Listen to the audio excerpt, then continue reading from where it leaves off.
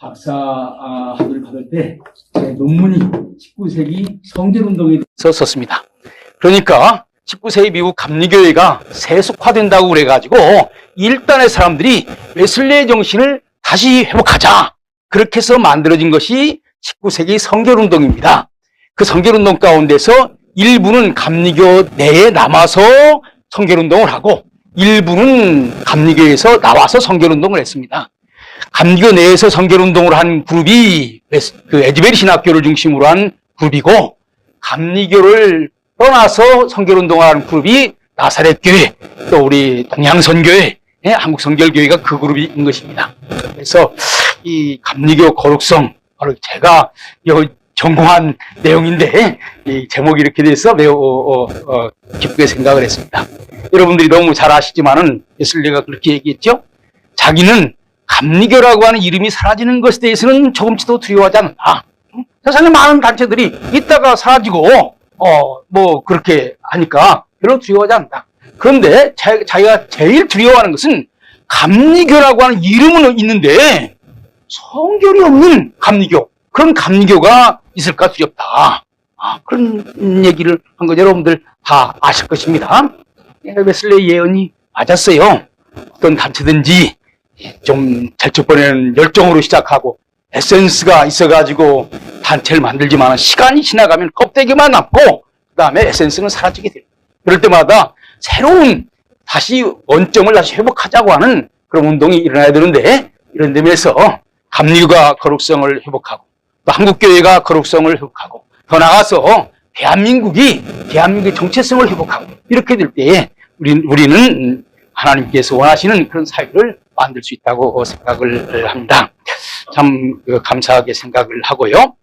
오늘 저는 트럼프 시대의 미국과 한국 기독교라고 하는 제목으로 여러분들에게 좀 강연을 하려고 생각을 합니다.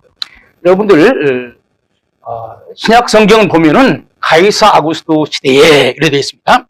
여러분들 신약을 이해하는 가장 근본적인 전제가 가이사 아구스토라고 하는 로마 황제를 모르면은 신약 성경을 제대로 이해할 수 없는 것입니다. 그래서 성경을 보면은요, 그 일이 어떤 때 일어났는가라고 하는 것을 항상 제일 먼저 얘기를 하는 거예요.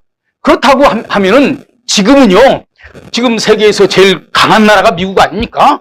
이 트럼프 시대에 세계가 어떻게 바꿔지고 있는가라고 하는 것을 아는 것은요, 매우 중요한 것입니다. 그러니까 가이사 아구스토 시대를 모르고서 신약 성경을 얘기할 수 없는 것처럼 이 트럼프가 어떤 사람인가 하는 것을 모르고서 트럼프 시대를 얘기할 수가 없는 거예요. 이런 점에서 역사 교육이 매우 중요한 것입니다.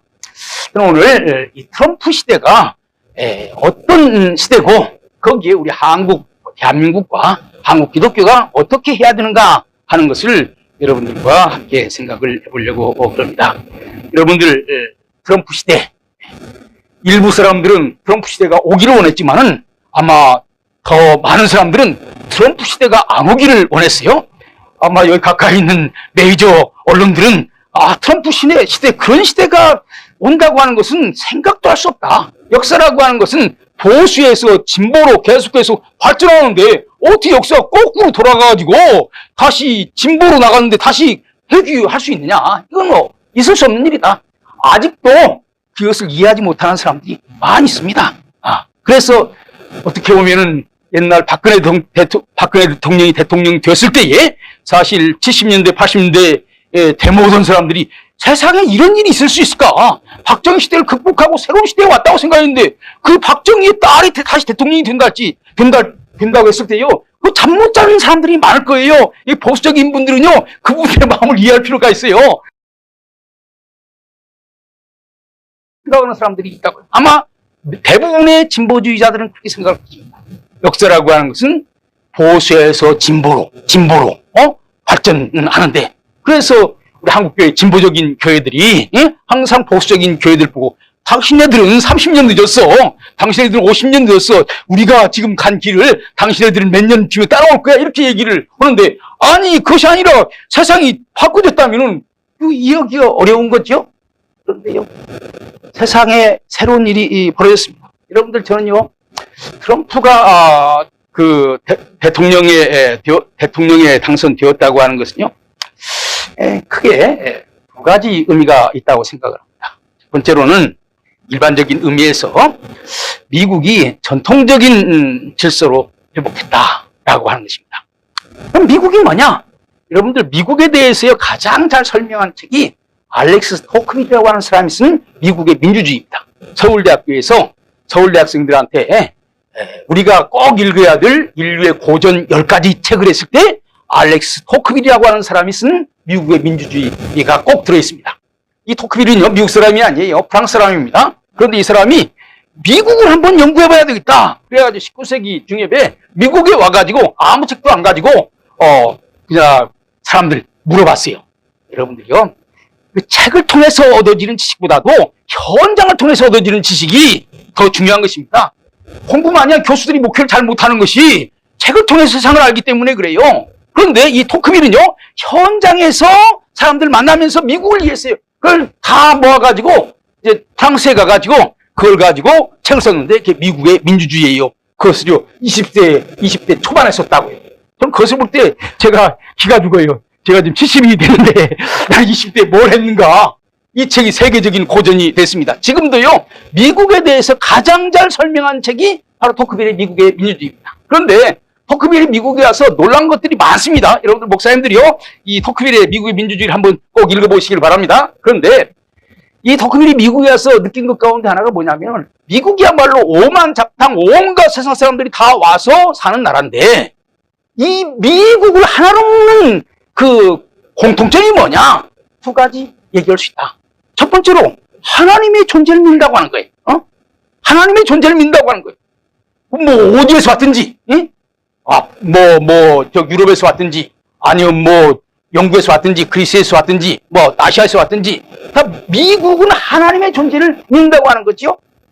이것은요, 이 토크빌이 유럽 사람이기 때문에 유럽과 비교해서 많이 설명을 합니다.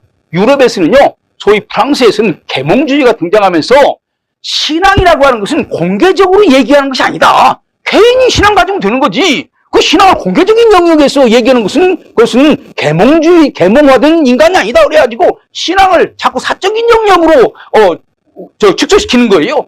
그런데 미국 와서 보니까 대통령 그 연설이 꼭 목사님 설교처럼 가플레스 아메리카 이런단 말이에요. 지금 이번에도 그 대통령 취임식이 바로 이 토크빌이 한 얘기를 보면은요, 지금 미국에서 하는 일이 이해할 수 있는 거예요. 미국이 원래 그랬어요.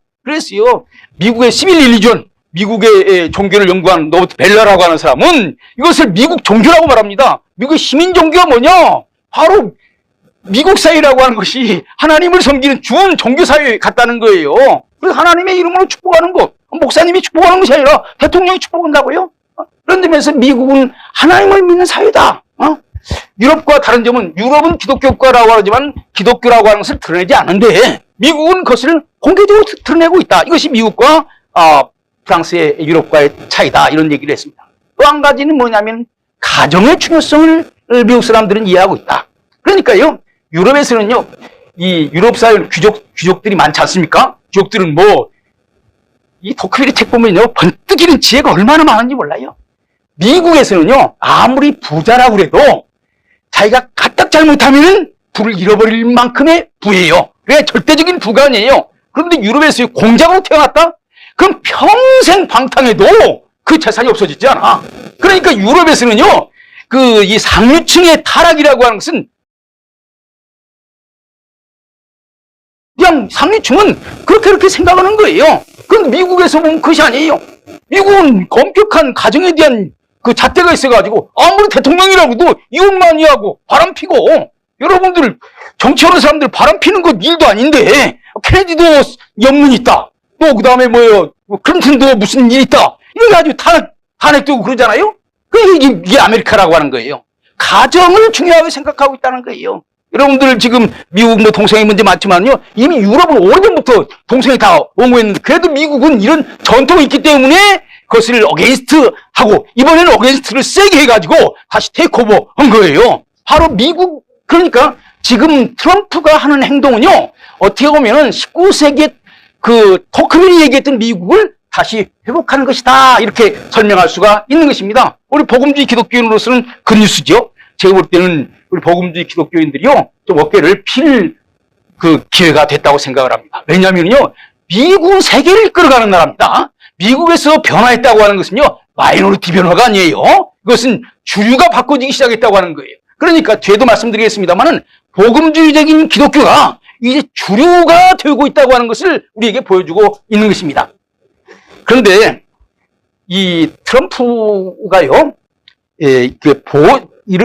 다시 옛날의 보수주의로 돌아가는 것은 아닙니다. 역사라고 하는 것이요, 옛날로 돌아가는 것 같지만요, 그렇지 않냐고 미래를 향해서 돌아가는 것 같지만은 나가고 있는 거예요. 여러분들 원이 이렇게 돌아가면서 발전하지 않습니까? 그렇게 생각할 수가 있는 것입니다. 전통적으로 보수주의는 기독권을 보호하고 진보주의는 피지배자, 어려운 사람들을 옹호한다, 이렇게 생각하고 있지 않습니까? 그러나 보수주의는 다 가진 사람들을 위해서 일하고 진보주의는 어려운 사람을 위해서 일한다. 그런데 여러분들 이번에 트럼프가 대통령 된 것은요, 기득권층이 트럼프를 밀어서 대통령이 된 것이 아니에요. 이 기득권이 아닌 사람들이 진보주의자한테 우리의 운명을 맡기는 것보다는 트럼프한테 맡기는 것이 내 삶을 위해서 낫다. 매우 중요한 것입니다. 저는 이것을요, 신보수주의라고 말할 수 있다, 이렇게 생각을 합니다. 그러니까 좀 더 구체적으로 설명하면은요, 지금까지 진보주의자들은 당신이 가난한 것은 당신 잘못이 아니야. 사회가 잘못했기 때문에 당신은 가난한 거야. 잘못은 사회에 있는 것이고 당신은 없어. 그러니까 당신 무조건 옹호받아야 돼. 이렇게 생각을 했다고요. 그런데요, 일부 사람들은 그렇게 생각하지 않았어요. 열심히 미국 들어올 때도 열심히 노력해서 영어도 배우고 열심히 해서 기자 인터뷰도 하고 미국 와서도 참 밑바닥에서부터 일하고 그래서 겨우겨우 해가지고 미국에서 집을 마련하는데, 아니 그 가난한 사람은 죄가 없고 무슨 잘못해도 그것은 사회 탓이기 때문에 그 사람들한테는 물어봐도 안 되고, 그래서 담 넘어 월담한 사람도 화도줘야 되고 그 다음에 죄져도 그것은 넘어줘야 되고. 그러면은 제가 작년 여름에 미국 갔더니 미국에 있는 우리 한국 사람들, 보통 가난한 사람들이 미국 가서 열심히 일해가지고 집 하나 장만하고 그러지 않습니까? 근데 그 사람들이 볼 때는요, 자기들은 죽어라고 해가지고 이렇게 여기까지 왔는데, 아니 그냥 담 넘어온 사람들이 국가가 베네핏으로 다 해주니 도대체 이게 제대로 된 사회냐? 이러는 거예요. 여러분들 잘 기억하시길 바랍니다. 막스는요, 가난한 자를 위한다고 혁명을 일으켰습니다. 그런데 막시즘 안에서 가난한 자들이 정말 잘 살게 되었느냐? 저는요, 20세기에 있어서 가장 큰 거짓말은 뭐냐? 공산주의 구호입니다. 공산주의가 1945년 해방되었을 때 뭐라고 외친 줄 압니까? 토지는 농민의 것, 공장은 노동자의 것, 이렇게 했어요. 여러분들 이것보다 더 멋있는 표현가 없습니다. 토지는 농민의 것, 공장은 노동자의 것. 지금까지 지주한테 고통받고 살아왔는데 이제 내가 땅 주인이 된다. 지금까지 사장 밑에서 살았는데 내가 공장 주인이 된다. 그래서 해방 직후에요, 진짜로 엊그저께까지 노동자였던 사람이 사장 몰아내고 오늘부터는 내가 사장이야, 이랬습니다. 그런데 여러분들, 제가 질문하고 싶은 것은 정말로 땅이 노동자의 것이 됐습니까?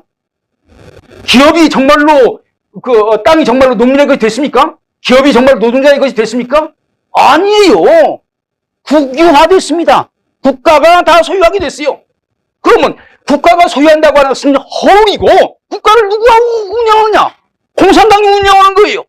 그러니까 실제로 얘기한다면 땅도 공산당 것, 기업도 공산당 것, 이것을 거짓말로 설명한 거예요. 그러니까 이 지금 가난한 자를 위한다고 하는 이 막 사회주의자들이, 진보주의자들이 정말로 가난한 자를 위해서 일하느냐? 그게 아니라고 하는 것입니다. 그게 여기에서부터 모든 문제의 그 해결책이 있는 거예요. 여러분들요, 레이건 참 말 잘합니다. 레이건이 이런 얘기를 했어요. 여러분들, 공산주의는 가난한 자를 위하여 일한다고 하는데 그건 거짓말입니다. 공산주의의 목표는 자기가 가지고 있는 권력을 유지하는 것, 그것이 목표입니다. 왜냐하면 노동자의 것이라고 해놓고 그것을 국유화해놓고 그것을 공산당들이 다 자기 것으로 만들었습니다. 그리고 안 뺏기려고 그러는 거예요. 노동자가 우리 것이라고 했으니까 달라. 너희 것이 무슨 너희 것이냐? 지금 우리 국가의 것인데, 국가라고 하는 이름으로 공산당들이, 그냥 북한은요, 공산당이라는 이름으로 나라 전체를 김일성이 다 가지고 있는 거예요. 중국은 공산당이라고 하는 이름으로 시진핑이 다 가지고 있는 거예요.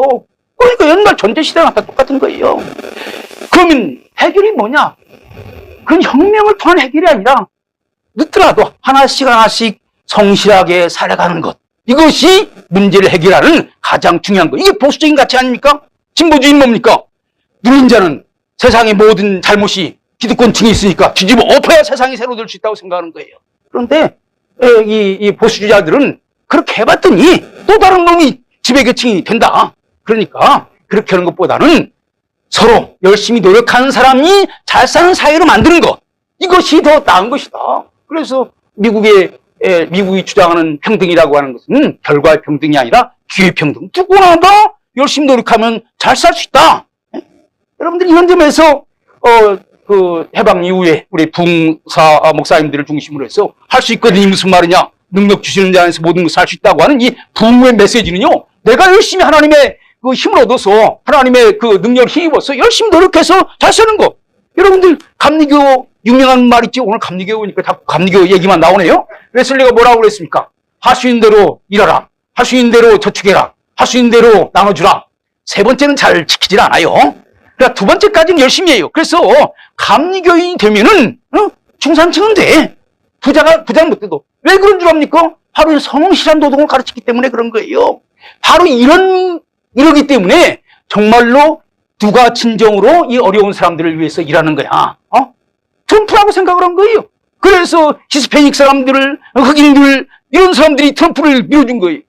정말 부자들은 어떠냐? 부자들은요, 자기들이 돈 많이 있기 때문에 이 사람들은요, 돈이 조금 더 많이 들어오고 덜 들어오고 여기 별 그런 관심이 없어요. 무엇이 더 중요해? 이미지가 중요한 거예요. 이 사람은 어려운 사람을 위해서 돕는다. 이런 이미지가 중요한 거예요. 그러니까 이 부자들은 돈 많이 있어서 돈 잘 써서 좋고 또 이미지 관리해가지고 좋은 사람이라고 이미지 관리해서도 좋고 이런 이중적인 것을 얻으려고 그러는 거기 유선이 들어있는 거예요. 거기에. 그래서 부자들은 오히려 여러분들 부자들하고 이쪽하고 타협하는 거예요. 이 얘기가 자꾸 거꾸로 나가는데 6.25 때도요. 부자들 가운데요.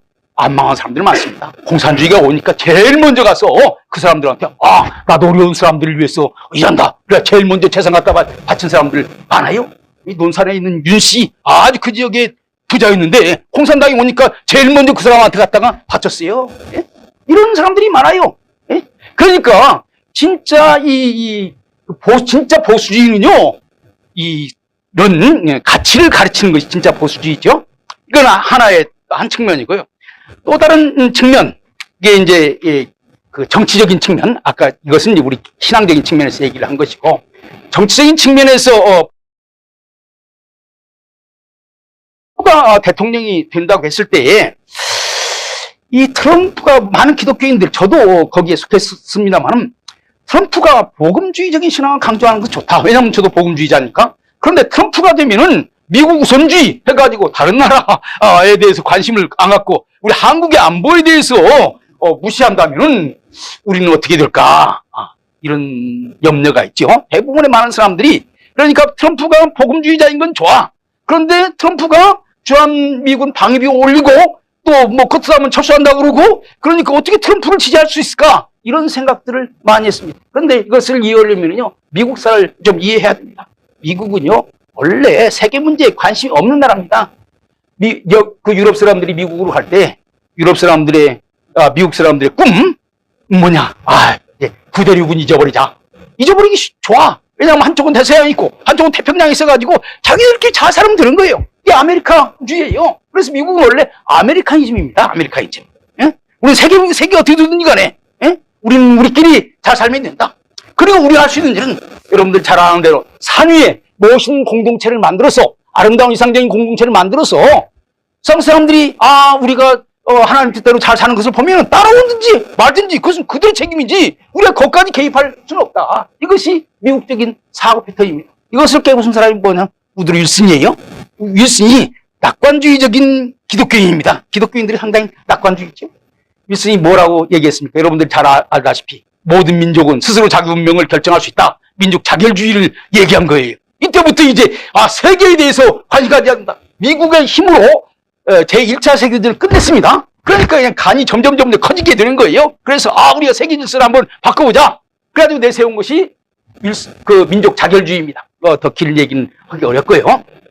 그런데 이것이 미국 사람들 속에 그렇게 들어가지를 않은 거예요. 그래서 윌슨 다음에 대통령이 누가 됐냐면 하딩이라고 하는 사람이 대통령이 됐습니다. 윌슨은요, 제1차 세계대전을 끝내고 그 다음에 세계를 그 국제연합이 아니라 국제연맹을 만들어서 미국이 거기에서 주도권을 가지고 세계를 평화롭게 만든다. 윌슨이요, 멋있는 사람입니다. 윌슨이요, 제1차 세계대전을 참전하면서 뭐라고 얘기해 줬어요? 나는 전쟁을 끝내기 위해서 전쟁을 한다. 세계가 너무너무 전쟁 때문에 힘들어. 그러니까 우리가 세계 전쟁을 끝내고 세계를 평화롭게 만들어야 되지 않느냐. 내가 그것을 위해서 전쟁한다. 전쟁을 끝내기 위한 전쟁. 얼마나 멋있는 말입니까? 미국 사람들 가만히 보면요, 자기가 감당하지 못할 얘기들도 많이 해. 그런데 그 다음에 대통령이 된 사람 하딩은요, 저 사람 지금 정신 나갔어. 미국은 그런 세계 큰 짐을 짊어질 나라가 아니야. 우리가 살아가는 것도 힘들어. 그래가지고요, 이 국제연맹에 가입하는 것을 반대해버린 거예요. 그러니까 다시 고립주의로 가버린 거예요. 그러니까 세계가 다시 싸우게 되고 복잡하게 되니까 제2차 세계대전이 일어난 거예요. 예? 그러니까 제2차 세계대전이 끝났을 때 또 프랭클린 루즈벨트가 걱정이 된 거예요. 만일에 옛날처럼 전쟁 끝나고 다시 고립주의로 돌아가면은 세계가 어떻게 될까? 그래서 국제연맹과 비슷한 또 다른 단체를 만들었는데 국제연합 유엔을 만들게 된 거죠.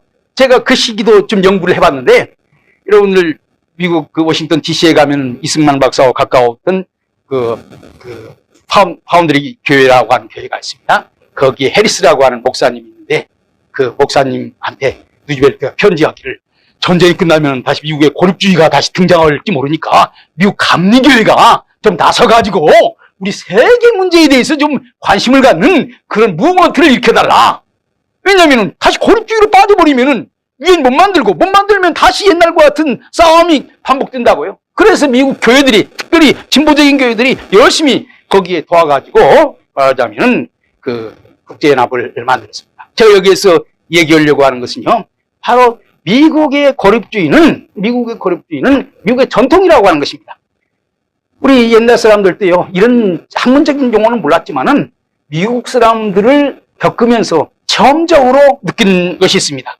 제가 초등학교 다닐 때 이런 얘기를 많이 들었는데, 그 간단한 말이지만요, 거기에 핵심이 다 들어있어요. 뭐라고 한 줄 압니까?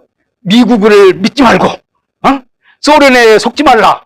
일본은 일어난다. 조선아 조심하라. 이게요, 매우 아주 핵심적인 요소예요. 제가 초등학교 어린아이가 어른들이 하는 그런 얘기를 들었어요. 미국이요, 잘 해줄 것 같으면서도, 그 다음에는 뭐, 미국의 가장 큰 약점은 4년마다 대통령 선거해서 나라가 바꾸기 때문에요, 어떻게 나가는지 모르는 거예요. 그래서 제3세계 사람들도 미국이 뭐 큰 소리 쳐도 4년만 버텨보면은 뭐 어떻게 될는지 모른다. 이것이 제3세계가 미국을 다루는 방법입니다. 그래서 미국을 믿지 말라, 이런 얘기가 있어요.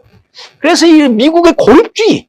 그래서 우리가 사실 미국을 믿고 미국이 도와줘서 여기까지 왔는데, 미국이 다시 고립주의로 돌아가게 되면은 우리는 끈떨어진 갓이 되는 것이 아니냐. 여기에 대한 두려움이 있었고, 아마도 많은 우리나라의 보수적인 언론까지도 트럼프를 반대한 이유가 아마 거기에 있지 않나, 그런 생각을 합니다.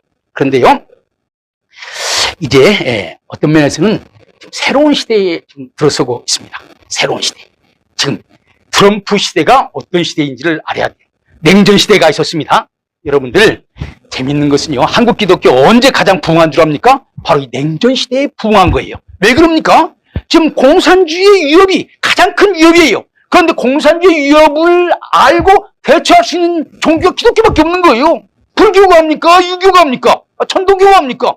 기독교밖에 공산주의 위협을 아는 종교가 없는 거예요. 그래서 냉전 시대 6.25부터 80년대까지 한국 기독교의 전성기입니다. 그 뒤에 소위 이제 신자유주의 시대라고 하는 것이 등장했는데, 냉전 시대 양쪽에 미국과 소련이라고 하는 공산주의와 자본주의라고 하는 세계 큰 두 블록,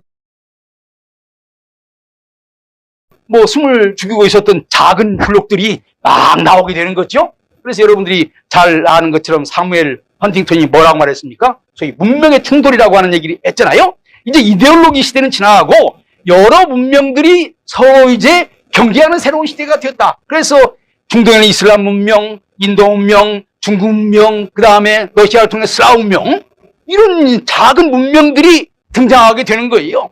여러분들 한번 물어보겠습니다. 이 지역 문명들이 강화되게 되면 기독교 선교는 가능할까요? 가능하지 않을까요? 어려워지는 것입니다. 기독교 선교는요, 하나님은 온 세상이 하나님이고 그 하나님의 말씀으로 돌아가려면 온 세계가 그 하나님 말씀으로 돌아가지 않으면 안 된다라고 하는 이런 분명 확신이 없으면요, 세계 선교는 가능하지 않은 거예요. 그래서 제가 볼 때는요, 이제, 1990년대부터 90년대, 2000년대, 2010년대 소위 문명의 충돌, 이런 시대가 오면서 기독교 선교는 매우 어려워졌습니다. 그런데 지금 겪고 있는 것은 바로 이 문명의 충돌입니다. 여러분들 생각해 보세요. 지금 러시아의 러우 전쟁이 왜 일어났습니까? 슬라브 문명이라고 하는 문명 속에 옛날에는 우크라이나가 속해 있었다고요? 그런데 이 우크라이나가 나 슬라브 문명 싫다. 나는 서유럽 문명이 좋다. 서유럽을 가려고 그러는 거예요.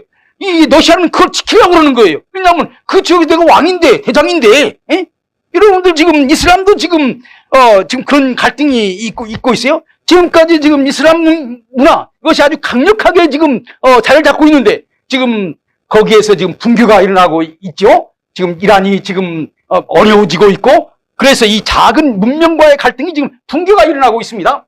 여러분들 동북아시아에서는 어떤 일이 벌어지고 있습니까? 이제 옛날 냉전 시대에는 뭐 별일 없었는데 이제 냉전이 끝나니까 중국이 기지개를 펴고 이제 공산주의가 중요한 것이 아니라 중국이 옛날에 이 동북아시아는 우리 거였어. 옛날로 돌아가서 적어도 미국은 몰라. 그러나 중국 주변에 있는 나라들을 이런 생각. 그러니까 슬라브 문명에서는 러시아, 그다음에 인도 주변에서는 인도, 그다음에 동북아시아에서는 중국, 이런 것들이 문명의 터줏대감으로 자기들이 지배하려고 하는 이런 새로운 구도가 생기는 것입니다. 그런데 이것이 지금 도전을 받고 있는 거예요. 지금 이제 슬라브 그 문명도 유럽 기독교 문명에서 도전을 받고 있는 것이고, 지금 유럽에서도 그 이슬람에서도 이스라엘에서 도전을 받고 있는 것이고, 또 하나의 전쟁이 이 동북아시아에서 이루어지고 있는 것입니다. 중국이 이제 동북아시아를 다 자기의 것으로 만들려고 1차적으로 홍콩을 장악을 하고, 그다음에 대만을 장악하고, 그다음에 한반도를 장악하려고 지금 생각을 하고 있는 거죠. 이런 상황에 지금 와 있는 것입니다. 그런데 이것을 가만히 살펴보면요, 이것은 뭐냐면은 문명의 충돌 시기에서 다시 신냉전 시대로 다시 돌아가고 있는 거예요. 세계가 문명 대 문명의 싸움이 아니라 이제 자유세계 대 전체주의 세계라고 하는 새로운 질서로 지금 다시 바꿔져 가고 있습니다. 사실 어떻게 보면은요, 슬라브 문명하고 중국 문명은 달라요. 중화 문명은 달라요. 그런데 전체주의라고 하는 이름 안에서 묶여지는 거예요. 또 이란도 달라요. 그런 전체주의라고 하는 이름으로 묶여져 가고 있는 거예요. 그 다음에 우리 한국, 일본, 그 다음에 유럽, 이건 자유주의라고 하는 이름으로 묶여져 가고 있는 것입니다. 세계가 다시 둘로 나눠지고 있는 거예요. 둘로 나눠지고 있는 거예요. 그런데 어떤 면에서는 과거 냉전보다 옛날에는 잘 알지도 못했던 공산주의라고 하는 이데올로기를 가지고 했지만은요, 이 신냉전 시대에는 그런 이데올로기가 없어. 과연 옛날 체제로 다시 돌아가는 거예요. 러시아는 짜르 체제, 중국은 천자, 시진핑 황제 체제, 또 이슬람은 이슬람대로 옛날 왕조 체제, 그 옛날로 돌아가는 거예요. 이것 가지고 미래 세계를 이끌어갈 수 있느냐? 여러분들, 이런 점에서요, 냉전 시대에 우리 기독교가 다시 부흥했다면은요, 신냉전 시대를 이끌어가고 있는 사람이 바로 트럼프라고 하는 거예요. 저는요, 트럼프가 우리나라를 그렇게 쉽게 우선 미국을 살려놓고 보는 것은 중요해요. 그런데 미국 혼자 가지고 이런 세계를 이끌어갈 수가 없는 거예요. 미국도 친구가 있어야 되는 거예요. 그래서 이 한국이 미국과 손을 잡게 된다면, 뒤에도 말씀드리겠습니다만은, 아시아에서는 그래도 옛날에 지금 고래 싸움에 새우등 터지는 그 새우는 아니에요, 우리가. 조금만 정신을 차리면은 이제 고래는 못 되지만은 뭐라고 말할까요? 상어과라고 얘기돼요. 왜냐하면 군사력에서는 우리가 일본보다 우리가 낫습니다. 그러니까 미국이 세계를 이끌어가는 데 있어서요. 미리 좀 얘기를 한다면은 미국은요 항상 세계를 이끌어가는 데 자기 혼자 하지 않습니다. 못해. 그래서 항상 대리인을 두는 거예요. 그래서 유럽을 이끌어가기 위해서 영국을 두고 그 다음에 아시아를 이끌어가기 위해서는 원래 중국을 두는 거예요. 2등 국가를 두는 거예요. 그러니까 지금요 그런데 역사를 보면은요 이 2등 국가가 항상 1등에게 도전하는 거예요. 2등 국가가. 여러분들 일본은요 항상 유럽을 1등 국가, 유럽 미국을 1등 국가, 자기는 2등이다. 일본 사람들 고개 잘 숙이죠. 그런데 1920년대 들어서면서부터 일본 사람들 간이 붙기 시작한 거예요. 왜 우리가 밤날 2등이냐? 우리도 한번 1등 해보자. 그렇게 해서 일어난 것이 태평양 전쟁인 거예요. 미국 사람들은 생각지도 못했어요. 일본 사람들 보면 겸손하게 밤날 머리 숙이는데 그 일본 사람들이 이 진주만을 공격할 것이라고는 생각도 못한 거예요. 2등이 1등을 공격하는 거예요. 그럴 때 미국은 어떻게 그러냐? 또 다른 나라하고 손잡아가지고 일본 공격 혼자 하지 않습니다. 그래서 때때로는 안 맞는 쪽도 자기 편으로 끌어들이는 거예요. 사실 미국은 자본주의고 소련은 공산주의인데 안 맞는 거예요. 그건 소련을 끌어들여가지고 여러분들 제2차 세계대전이 왜 어떻게 끝났습니까? 미국이 여러분들이요 이 제2차 일본이 어떻게 항복했는가에 대한 논의가 많습니다.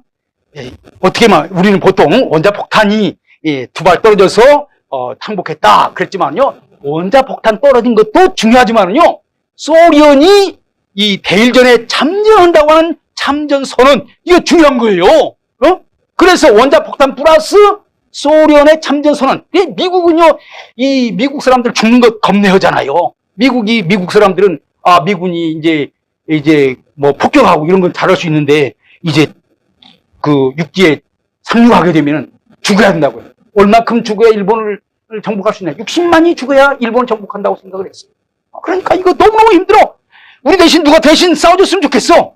그게 뭐냐면 소련을 택한 거예요. 그래서 소련보고 싸워달라. 그래서 미국이 소련한테 빚진 거죠. 그래서 루즈벨트는 소련한테 많이 양보를 한 겁니다. 그래서 미국은 어떻게 보면은요 소련을 끌어들여가지고 일본을 정복을 한 거예요. 그 다음에 이제 이 소련이 2등 아닙니까? 미국 다음에 소련이 가만히 있습니까? 2등은 꼭 1등 되려고 그래요. 그래서 이제 미국하고 한판 붙는 것이 냉전체제인 거예요. 그런데 가만히 생각하니까 미국이 자기 혼자 싸우기 싫어. 그래서 중국을 끌어들이는 거예요. 중국.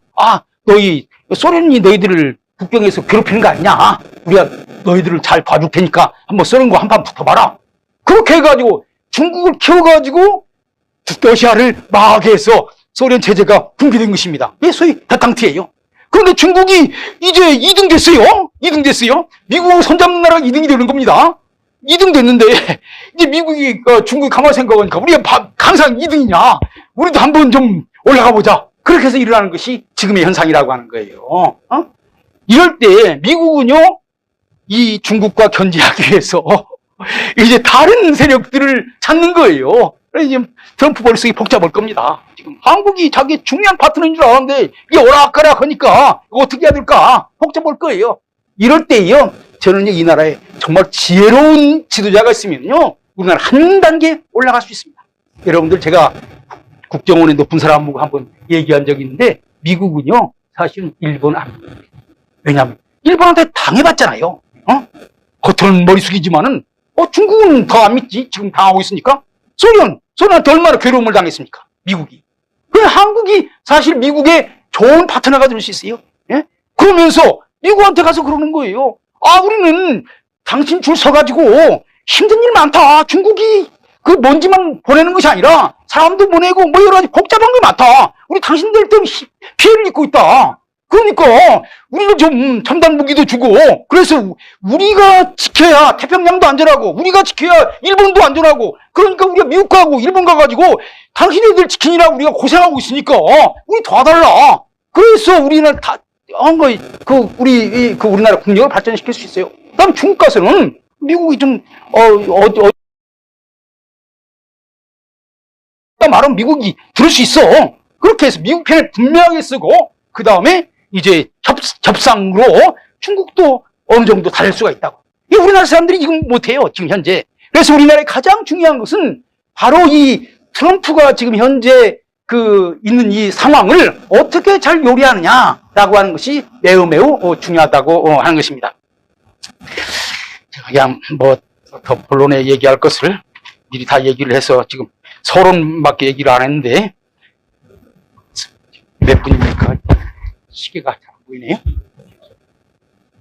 3시 17분. 몇 분까지 해야 되는 겁니까? 앞으로. 저긴 시계가 잘 안 보이네요. 저는 안 보이면 막 나갑니다. 그러나 겁내지는 마세요. 손 들면, 끝날 때 됐구나, 그러고 끝낼 테니까요. 그러면은 이것을 보다 더 근본적인 의미로 한번 생각을 해봅시다. 한미 관계가 어떻게 되는가. 여러분요, 한반도라고 하는 나라는요, 참으로 어려운 나라. 원래는요, 우리 한반도는, 띄고 얘기합시다. 한반도 주변에 3나라가 있습니다. 어떤 나라죠? 서쪽에는 중국이 있고, 남동쪽에는 일본이 있고, 그 다음에 북쪽에는 러시아가 있습니다. 이 3나라를 어떻게 요리하느냐 하는 것이 매우 중요해요. 그런데 3나라는 다 한반도를 눈여겨보고 있습니다. 왜냐하면 자기 나라가 발전하려면 한반도를 자기 영향권에 두기를 원해요.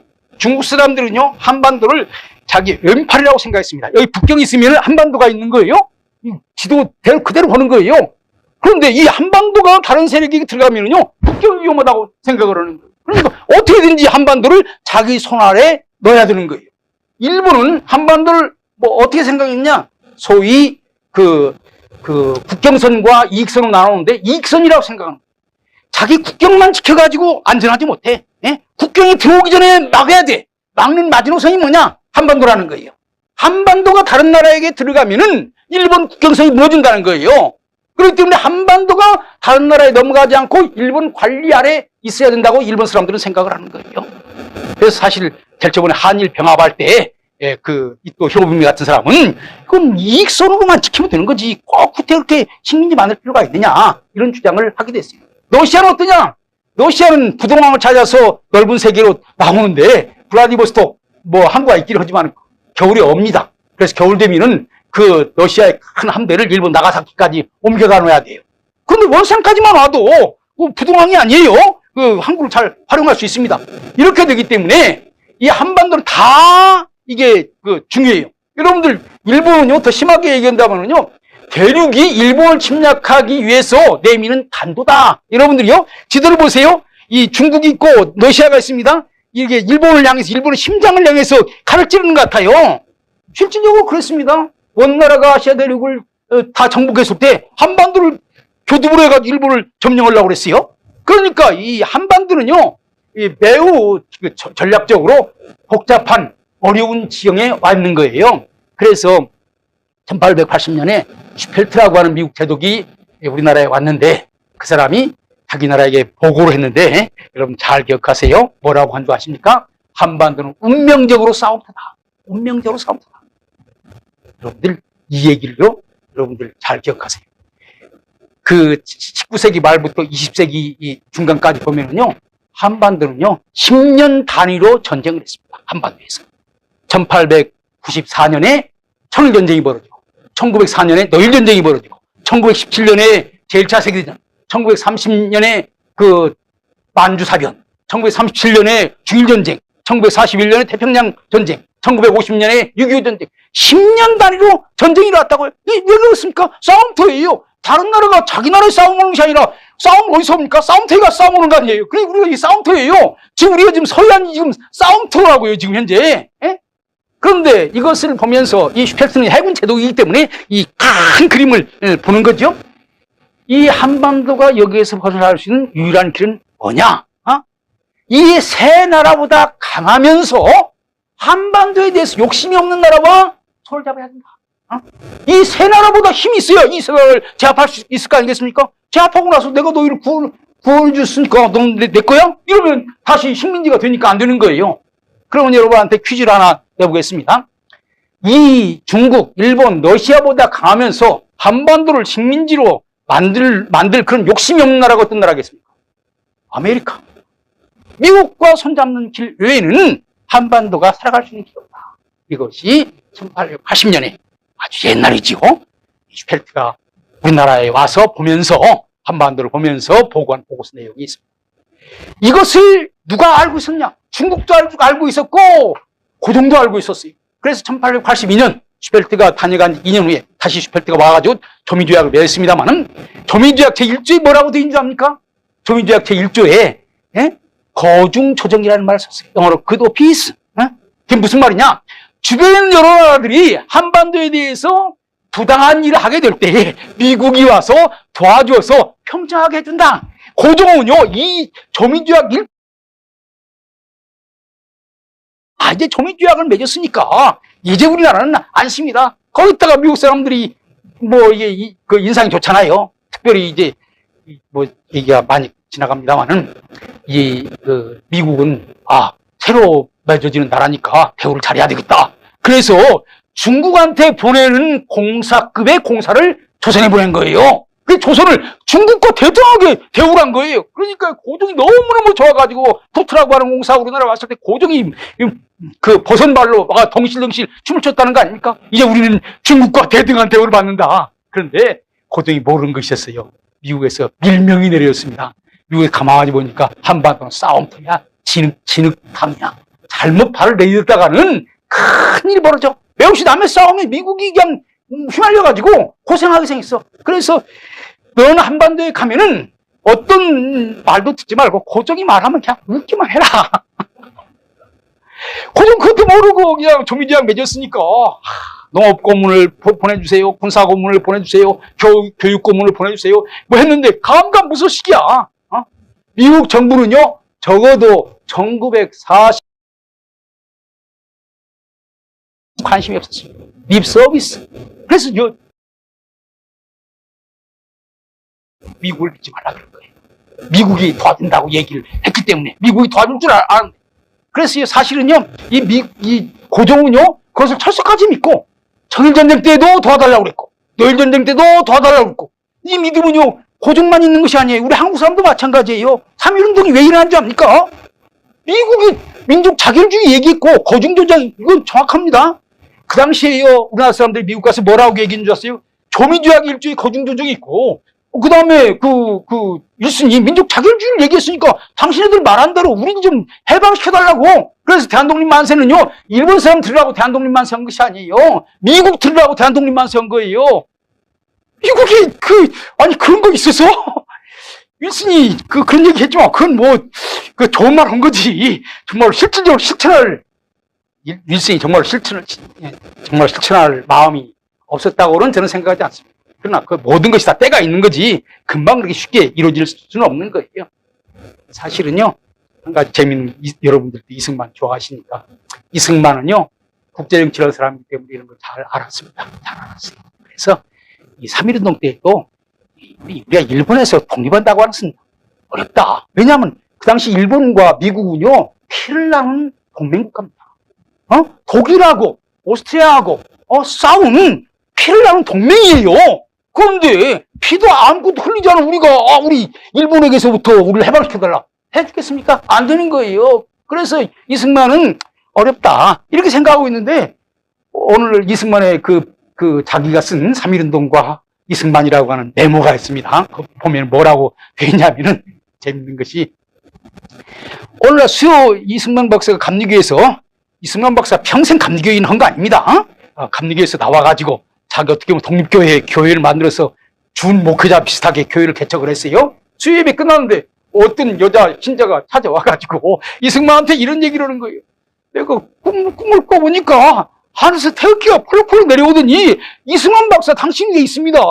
하나님이 우리를 도와준다고 하는 의미가 아니겠습니까? 우리가 돈을 모았으니까 제발 여기 있지 말고 하와이 있지 말고 워싱턴에 가서 한번 해보세요.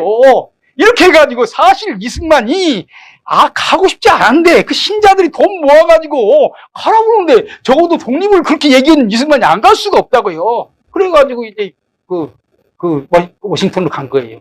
사람들이 믿으면 뭡니까? 그 당시에 널리 알려진 얘기가 뭐냐면 이승만하고 윌슨의 둘째 딸하고는 아주 가깝다. 연애했던 그런 경험도 있다. 이런 소문이 있었고 실질적으로 가까웠어요. 그러니까 다른 사람 몰라도 이승만이 가면은 윌슨의 말을 들어줄 것이다. 전통적으로 우리 한국 사람들이 한국식 사고죠. 그래가지고 이제 이승만이 그 워싱턴에 가서 윌슨을 만나려고 신청했는데 만나주지도 않는 거예요. 이 비서실에서 문서를 접수도 안 해주는 거예요. 그 비서실에서 이미 다 연락해 봤어요. 이승만이라는 사람이 당신을 만나려고 하는데 그걸 접수할까요 말까요? 윌슨이 접수하지 말라 이렇게 얘기를 한 거예요. 그러니까 그냥 윌슨만의 체면이 뭡니까? 이 윌슨하고 매우 가까워가지고 대학 다닐 때도 프린스턴에서 공부할 때도 윌슨 집에 들어가 내렸고 그 다음에 우리나라에 왔다가 다시 갔을 때도 윌슨 집에 왔다 갔다 했는데 그렇게 윌슨 가까운 사람인데 윌슨 만나보지도 못했다. 윌슨의 자존심이 이승만의 자존심이라고 하는 것은요 땅바닥에 떨어진 거예요. 그래가지고 병났어. 그래가지고 병원에 며칠 동안 입원도 했었습니다. 그러니까 말하자면 우리는 미국이 도와줄 거라고 생각하고 노력을 했지만 미국은 우리를 도와주질 않았어요. 그런데요 거기에서 끝난 것이 아닙니다. 미국 정부는 관심이 없었어요. 그런데 미국 기독교는 관심이 있었습니다. 그 첫 번째 인물이 감리교 목사님 맥클레이라고 하는 사람이에요. 그래서 고종은 미국 정부에서 도와줄 것을 기대했는데 미국 정부는 안 오고 1884년 조민조약이 맺어진 지 2년 후인 1884년에 일본 감리교 선교사 맥클레이가 와가지고 우리가 도와주면 안 되겠냐고. 그러니까 고종이 그럼 좋다. 당신이 우리 도와달라. 그렇게 해가지고 미국 정부는 안 도와줬는데 이 기독교인들이 이 고종을 도와주고 조선을 도와준 겁니다. 그래서 1894년 청일전쟁 때도요 여러분들 그 고종이 자기 부인 죽고 얼마나 어려운 상황입니까? 이때 여러분들 한국교회에서 배울 때 다 배웠을 거예요. 고종의 밥을 만들어준 사람 선교사 부인이고 밤마다 고종을 보초해서 지켜줬던 분이 선교사들이에요. 미국 정부는 조선을 이 문제투성이라고 해가지고 외면했는데 기독교인들은 그렇지 않은 거예요. 왜냐하면 이 불쌍한 민족 하나님께서 이 불쌍한 민족을 사랑하셔서 이 불쌍한 민족을 통해서 언젠가는 일하시겠지 이렇게 생각을 하게 된 거죠. 1904년에 쓴 노일전쟁 때도 마찬가지입니다. 그때 이승만 박사가 미국 가가지고 도와달라고 얘기를 했어요. 그런데 이승만 미국의 누즈벨트 대통령은 거기에 아무런 응답을 하지 않았습니다. 아무런 응답을 하지 않은 것이 아니라 그 당시에 누즈벨트가 두 사람입니다. 하고 그 뒤에 누즈벨트가 또 달라요.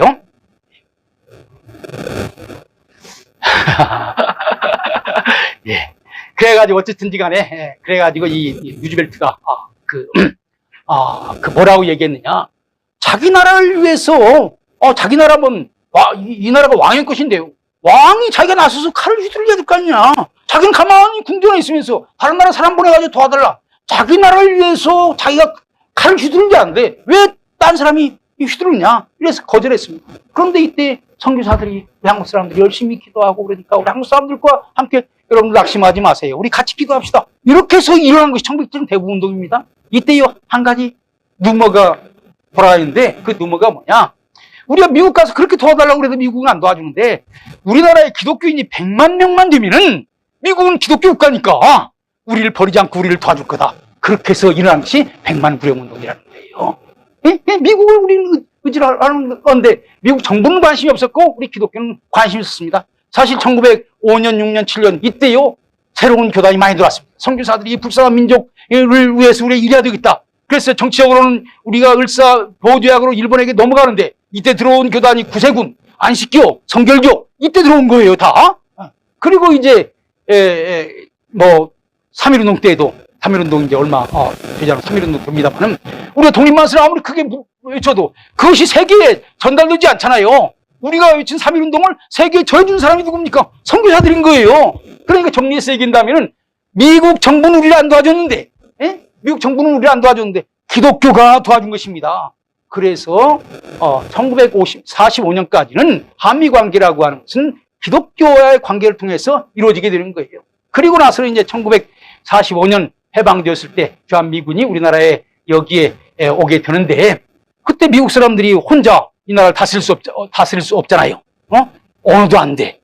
멘탈리스트도 달라. 이때 미국 사람들이 누구 손을 잡고 대한민국을 만들지 않습니까? 바로 우리 기독교인들인 거예요. 그래서 저는요 기독교를 대한민국의 건국 세력이라고 생각을 합니다. 우리 다 같이 따라서 합시다. 기독교는 대한민국의 건국 세력이다. 여러분들 대한민국 만들어지는 데 있어서 중요한 사건이 3.1절, 그 다음에 광복절, 6.25, 3.1절은 대한민국의 시고, 그 다음에 광복절은 1948년은 말하자면은 대한민국이 탄생한 날입니다. 1950년은 대한민국이 시련을 극복한 날이에요. 이 세 기념일을 지키는 것은 우리 한국 기독교밖에 없어요. 불교가 지킵니까? 천주교가 지킵니까? 우리는 거기에 우리의 땀 세력이 되는 것입니다. 그래서 우리 대한민국과 미국 기독교는 이런 관계가 있다. 그리고 이제 뭐 6.25 이후에 뭐 장로교, 감리교, 월드비전 이렇게 해가지고 우리를 도와준 것은 여러분들이 잘 아니까 생각을 하고요. 그 다음에 우리 기독교 선교적인 측면에서 본다면요. 이 두 가지를 생각해야 됩니다. 선교사들이 우리나라에 올 때요. 미국에 대해서 항상 찬양만 한 거 아닙니다.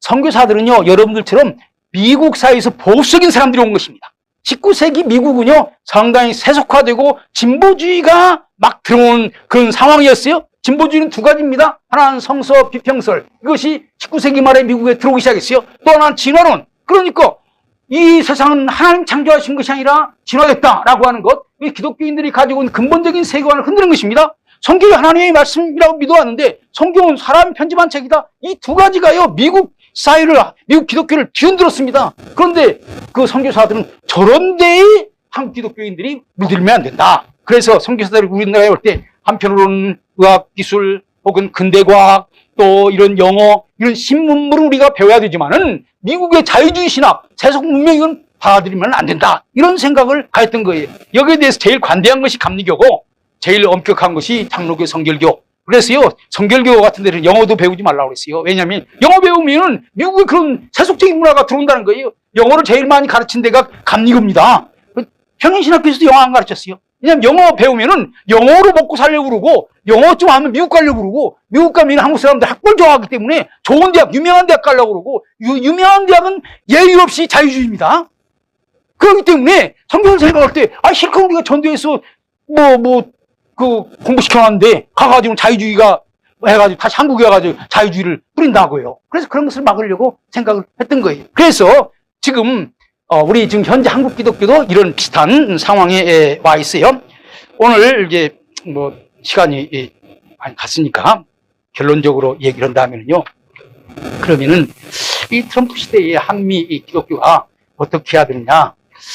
제가 볼 때는 제일 중요한 것은 한미 기독교가요, 그 전통적인 가치를 다시 회복을 해야 된다고 생각을 합니다. 아까도 제가 얘기했죠. 트럼프는 하나님을 믿는 신앙과 그다음에 가정 이것을 다시 회복하려고 노력을 했습니다. 여러분 요즘 트럼프 대통령 그 취임식 같은 거 보면은 잘 알 수 있죠. 먼저 그 하나님을 믿는 신앙을 회복한다고 하는 거 이번에 취임 연설에 우리는 하나님을 다시 이 나라의 주인으로 모셔야 됩니다. 그래서 어떻게 보면은요, 이 트럼프가 미국 대통령이 되면서 하나님을 다시 미국 사회의 중심으로 모셔온 거예요. 저는요, 아까도 우리 바이올린으로, 주기도문 했는데, 주기도문 할 때, 이름이 거룩하게 여김을 받으시오며, 라고 하는 그 구절을, 암송할 때마다, 정말로 우리가 하나님의 이름을 거룩히 여기는가. 여러분들이요, 지금 현재 한국 사회에서는요, 공개적으로, 공영방송에서 하나님이라고 하는 단어를 못 쓰게 돼 있습니다, 지금. 그래서 내가 하나님의 은혜를 많이 받았지만 공영방송에 나가면은 신이라고 얘기하든지 절대자라고 얘기하든지 이렇게 얘기해야 돼요. 그러니까 아버지를 아버지라고 부르지 못하고 그냥 어른 이렇게 홍길동만 비슷한 거예요, 우리가. 그래서 교과서에는요, 어떻게 보면은 최근에 어떤 분한테 얘기 들었는데, 부처님 얘기하는 것도 괜찮아. 그 다음에 또, 알라 얘기하는 것도 괜찮아요. 그런데 교과서에 하나님이라고 하는 단어가 들어가면 안 된다는 거예요. 에? 이런 일들이 있어요. 사실 우리 하나님의 일로 여기까지 왔는데, 그래서 저는 우리 원 감독님이 좀 사회적으로 많이 활동을 하니까, 공영방송에서 어디 갔든지 하나님이라고 하는 단어를 마음대로 쓸 수 있도록, 하는 캠페인을 해야 된다고 생각합니다. 하나님께서 가만히 위에서 보고 계실 때, 내가 너희를 이 어려운 나라에서 여기까지 인도했는데, 내 이름 한번 제대로 못 부르느냐? 이름이 거룩히 여김을 받으시오며, 하나님의 이름이 거룩하게 됩니까? 정말로 트럼프 같은 주자가 와가지고 하나님을 다시 한국 사회의 한복판에 모셔야 되는 것입니다. 예? 그래서 하나님을 다시 사회로 다시 오게 하는 이거 중요하고, 그 다음에 가정. 트럼프가요, 참 대통령 되면서 아주 분명한 말을 했습니다. 하나님, 미국 사회는 남자와 여자, 성은 두 개밖에 없다. 남자와 여자만 있다. 얼마나 놀라운 선언인지 모르겠어요? 그 다음에, 가족은 이제 조금 더 복잡하니까, 하지만은, 어쨌든 간에 가족의 정의, 남녀의 정의, 그것을 전통적인 정의로 다시 돌아가려고 하는 것. 그것은 매우 중요한 것이고, 사실은요, 어떻게 보면 이게 근본적인 밑바닥인 밸류입니다. 이것을 공유해야 한 사회가 될 수 있는 거예요. 그래서 트럼프가 이 전통적인 가치를 다시 미국 사회로 가져오는 거. 이런 것들이 곳곳에 많이 드러나지 않습니까? 여러분들 미국 대통령 선거 유세하는 거 보면은요, 어떤 사람 해리스의 연설에 가가지고, 그 사람이 아주 복음주의적인 기독교인이라서 예수님은 왕입니다. 그랬더니 해리스가 당신 잘못 왔어. 우리는 그런 꼴통 보수 집회가 아니야. 이렇게 얘기했는데, 벤스 부통령 출마한 벤스 집회에 가서 예수님은 왕입니다. 그러니까 벤스가 나도 그렇게 믿습니다. 그런단 말이에요. 그러니까 우리나라에서 하나님을 믿는 신앙, 이것이 공개적으로 얘기할 수 있어야 되는 거예요. 그걸 공개적으로 얘기할 수 없도록 만드는 거예요, 지금 현재. 첫 번째는 전통적인 가치 회복. 두 번째는 PC, 이거. 정치적인 코렉트니스. 여기에요, 제가 볼 때는 감리교도 책임 있다고 생각합니다. 제가 보슨 대학교에서 공부하지 않았습니까? 감리교에 제일 많이 쓰는 영어가 뭡니까? 플러리즘. 다원주의예요. 다원주의라는 게 뭡니까? 지금까지 사회를 이끌어가는 기독교 운명이 너무 오만했다. 이제 그러니까 우리는 조금 소리를 낮추고 다른 사람들 얘기를 들어보자. 그래서 다른 모든 문화에도 다 가치가 있다. 그래서 그 얘기를 들어보자. 그 사람들 보이스를 크게 하자. 그래서 어떻게 된 줄 압니까? 기독교의 보이스는 점점 약해지고, 다른 보이스는 점점 커지는 거예요. 전통적인 가정의 가치를 주장하는 보이스는 점점 약해지고, 그럼 그 가족, 남녀, 혹은 남남, 혹은 여여, 혹은 일남 삼녀, 삼녀 일남, 이러든지. 이런 것들은 소수니까 그런 가치를 인정해줘야 된다. 그런 것들이 막 인정받고, 그런 것들이 국제대회도 나가거나 학회에 나가도 그런 얘기를 해야만이 뭔가 인정을 받는 그런 분위기가 됐어요. 그런데 참, 트럼프가요, 대통령이 되고 나서 지금 어떤 일이 벌어지고 있는 줄 압니까? 미국의 모든 공직에서 PC, 그러니까 이 좌파들은요, 진보주의자들은 자기들 주장을 그냥 주장하는 데서 끝나는 것이 아니라 이걸 정책으로 만들면서 이것을 재정적으로 지원하고, 거기에 사람을 투입을 해가지고 제도화하고 있어요. 이런 모든 예산을 깎아버리고, 그 사람들 해고시켜버리는 거예요, 현재. 아주 혁명을 하고 있는 것입니다. 제가요, 생각할 때는요, 선교가 가능하려면요, 예수님이 유일한 구주다라고 하는 것을 분명하게 얘기할 수 있어야 되는데, 예수님이 유일한 구주다. 그러면 당신은 정치적으로 올바른 사람이 아니야. 예의가 없는 사람이야. 아니, 불교인이 있고 유교인인데 예수님만이 구원자다. 그러면 당신은 예의 없는 사람이야. 좀 나이스하게.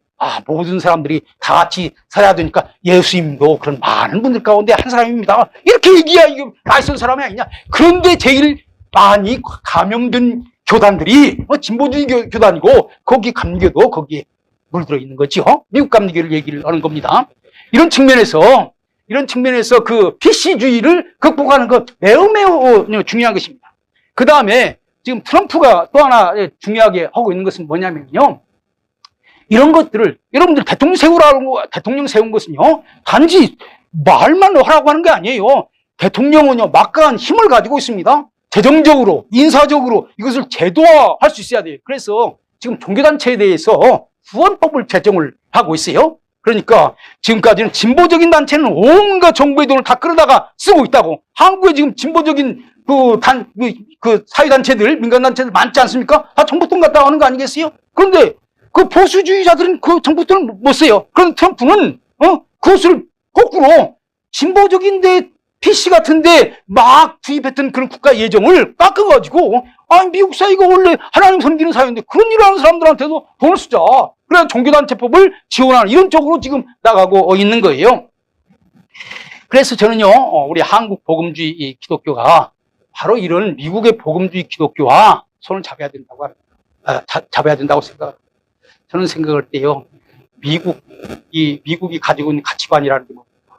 기독교와 민주주의입니다. 미국은 기독교가 세운 나라고, 그 기독교인이 만든 것이 민주주의예요. 미국의 민주주의는요, 세계에서 유례가 없는 민주주의입니다. 한 가지만 얘기한다면요, 세상에서 제일 그 왕이 없는 사회를 만든 게 어딘 줄 압니까? 미국이에요.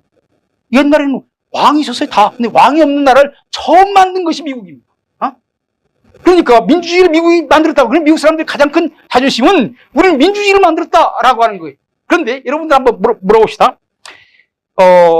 비서구권 나라들 가운데서 이제 유럽이랄지 미국 빼놓고 세계에서 기독교, 그것도 개신교와 민주주의를 다 같이 가지고 있는 나라가 어떤 나라예요? 대한민국밖에 없어요, 지금 현재. 예, 필리핀 캐톨릭 국가입니다. 개신교 국가가 아니에요. 여러분들 자유민주주의, 시장경제 이런 것들, 종교의 자유 다 개신교에서 나온 겁니다. 그러니까 캐톨릭하고 개신교가 달라요. 그 다음에 일본 민주주의라고 그러지만은 기독교는 없어. 세계에서요, 미국 빼놓고 기독교와 민주주의를 가지고 있는 나라, 이것을 중요하게 생각하는 나라는 대한민국밖에 없어요. 지금 그것이 여기 흔들리고 있지만은 저는 이 단계만 잘 넘어가면은 대한민국이 한 단계 올라갈 거예요. 여러분들요, 우린 지금 헌법적으로는 삼권분립이 있어요. 그러나 이 삼권분립이 어떻게 작동하는지 현실적으로 본 적은 없어. 지금 보고 있어요, 지금 현재. 대통령의 권력을 어떻게 의회가 견제하는지, 의회의 독주를 어떻게 헌법이 견제하는지, 이거 보면서 대한민국은 지금 민주주의를 교육하고 있는 것입니다. 여기에서 이 단계만 넘어가면은요, 세계가, 야, 역시 대한민국은 한 단계 발전한 나라다, 이렇게 볼 거예요.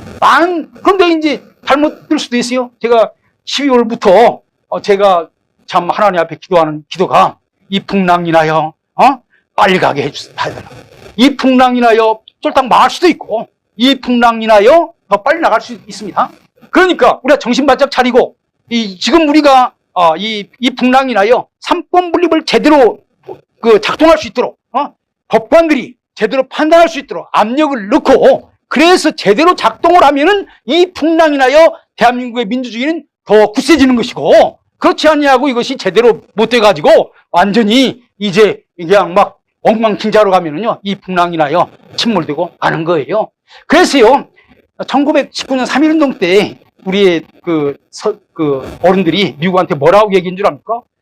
지금 미국이 가치적인 측면에서 볼 때 아시아에서 미국과 가장 손잡을 수 있는 나라는 한국밖에 없다. 일본은 민주주의 국가이긴 일본은 근대문명을 받아들이긴 했지만은 민주주의도 아니고 일본은 또 기독교 나라도 아니다.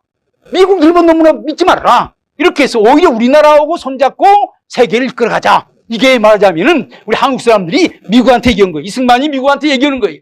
왜 그 멋있는 얘기를 왜 지금 우리나라 정치가들은 못하냐 이거예요. 사실 아시아에서 기독교 민주주의를 가장 잘 지키고 있는 나라가 우리 대한민국입니다. 이런 측면에서 우리가 이런 가치를 잘 트럼프와 더불어서 잘 해나가면은 저는요 그렇다고 해서 지나친 내셔널리즘에 빠지면 안 된다고 생각해요. 우리의 목적은 우리가 힘센 나라가 되어가지고 주변의 나라를 정복하는 것이 아니라 중국도 민주화가 되어서 하나님을 잘 믿는 나라가 되게 하고 그럼 우리가 싸울 일이 없는 거예요. 일본도 신토이즘에서 벗어나서 하나님을 잘 믿는 나라가 되게 하고 그래서 여러분들 이스라엘이요 저기 바벨론 문화 그 다음에 이집트 문화 그 다음에 그리스 로마 문화 이 세 나라 사이에 있어가지고 이리 찢기고 저리 찢기고 그랬어요.